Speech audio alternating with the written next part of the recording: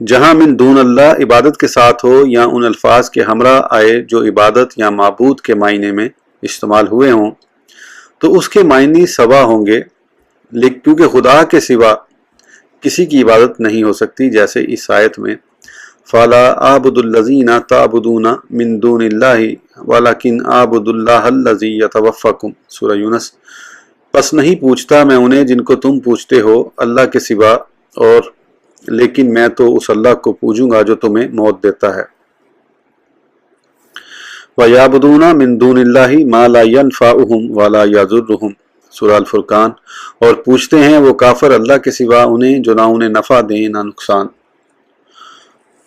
उख्शुरुल्लज़ीना ज़लमू व अज़वाजहुम व मा कानू याबुदून मिन दूनिल्लाह, सूरह साफ़ात। जमा करो ज़ालिमों को और उनकी बीवियों को और उनको जिनकी पूजा करते थे ये अल्लाह के सिवा।